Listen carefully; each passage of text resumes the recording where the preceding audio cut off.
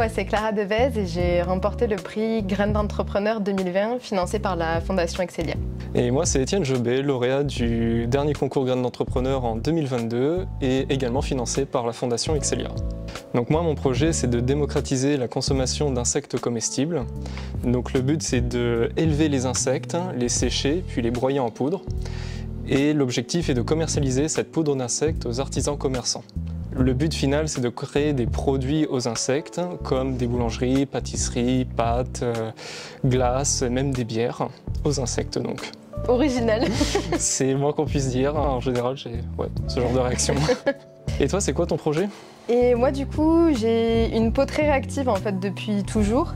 Donc j'ai cherché à utiliser des cosmétiques un peu plus naturels et qui me fassent un peu moins mal à la peau, si on peut dire ça comme ça.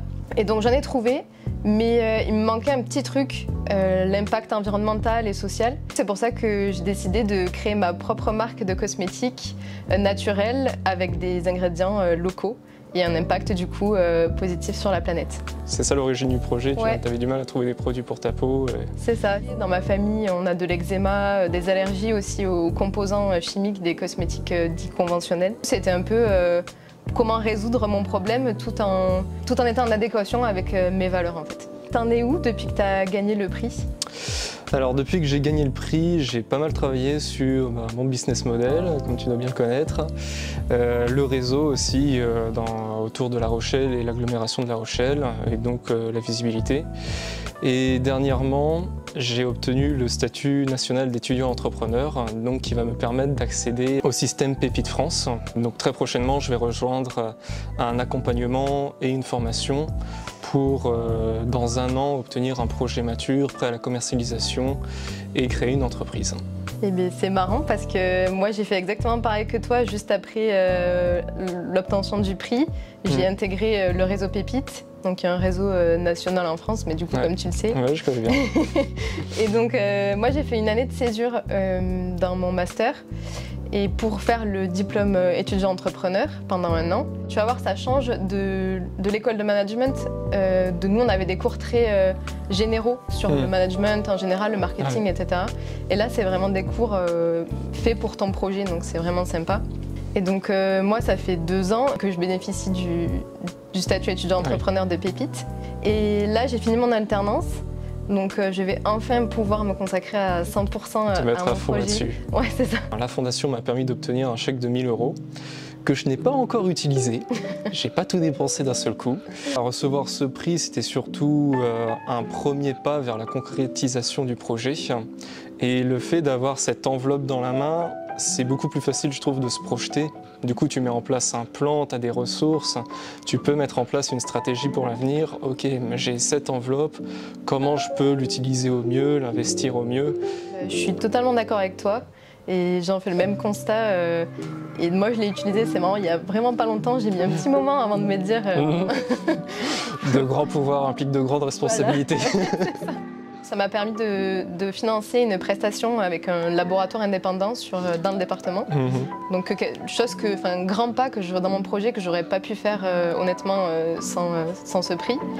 Et je trouve aussi au-delà du prix, c'était vraiment, je sais pas ce que tu en as pensé toi, mais le fait de pitcher devant, je crois qu'il y avait 800-900 personnes moi quand je l'ai fait à l'Espace Encan, c'est quelque chose que j'avais jamais fait. Personnellement, et puis 3 minutes ça peut paraître très court, mais quand tu es sur scène, c'est quand même assez long.